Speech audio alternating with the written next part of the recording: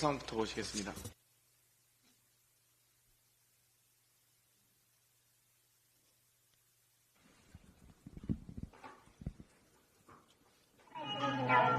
해달과 있으면 나오십니다.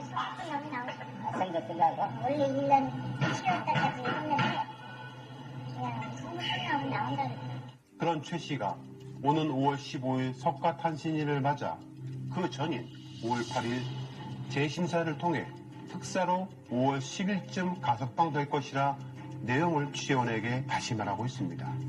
그와 나눈 카톡 대화 내용입니다. 보시는 바와 같이 최은수 씨와 22년 된 집안일을 돌봐주는 이모 씨는 저희 취재원에게 5월 10일 나온다고 말하고 있습니다.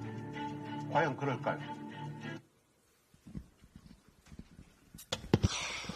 5월 10일 날 나오는 것도 알고 참 대단하신 분인 것 같습니다. 방금 보신 열린공감TV 보도에서 보듯 윤석열 대통령의 장모 최은순 씨는 가석방 심사위가 개최되기도 전에 최은순 씨가 나온다는 걸 최측근마저도 알고 있었습니다. 최은순 씨도 당연히 심사위 개최 전 가석방 될 것을 알고 있었다는 겁니다. 누군가 만들어낸 시나리오가 아니라면 최은순 씨 등이 어떻게 5월에 가석방 되는 걸 사전에 알 수 있었는지 법무부가 밝혀야 합니다.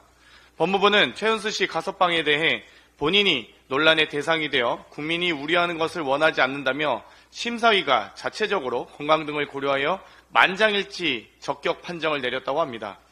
최은수 씨가 아는 가석방을 법무부가 몰랐다고 발뺌할 수 있습니까? 얼마나 국민을 우습게 알면 사전에 알았으면서 국민 우려를 들먹이면서 가석방을 원치 않았다고 하는 겁니까? 349억 원의 잔고증명서를 위조해도 고작 징역 1년에 그나마 형기도 채우지 않고 가석방되니 권력이 자기 것이라도 된 모양입니다. 결국 윤석열 대통령은 전혀 반성도 변화 의지도 없어 보입니다. 권력을 사유화한 대통령 처가 카르텔은 언젠가 하나하나 배로 돌려받을 것입니다. 지난 수요일 장시호 녹취록 공개 이후 김영철 검사의 입장이 나왔습니다. 악의적 보도다, 허위 사실이다, 법적 책임 묻겠다 이런 입장이었습니다. 저는 오늘 오전 11시에 한 시민단체와 김영철 검사를 공수처에 고발하는 기자회견을 갖습니다. 검사가 사건 관계자에게 오빠라 부르게 하고 구형을 사전에 알려주고 증언 내용을 외우라고 한 정황 등이 만천하에 드러났습니다. 만약 사실이라면 한동훈 전 장관이 얘기한 잡범이 따로 없습니다.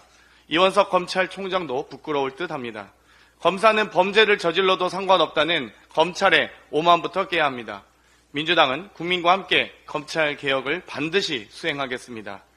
김영철 검사의 감찰, 수사와 처벌 등 지켜보겠습니다. 다시 그 의지를 다지는 계기가 될 것입니다.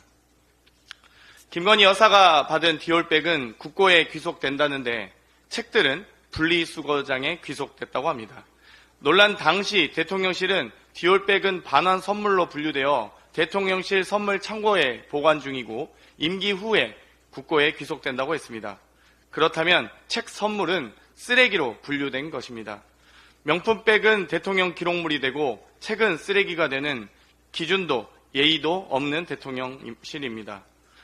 대통령이 오랜만에 기자회견을 했습니다. 윤석열 대통령은 김건희의 명품백 수수 인지 시점과 사후 처리 경위, 명품백의 현재 소재 등에 대한 해명은 끝내 하지 않았습니다.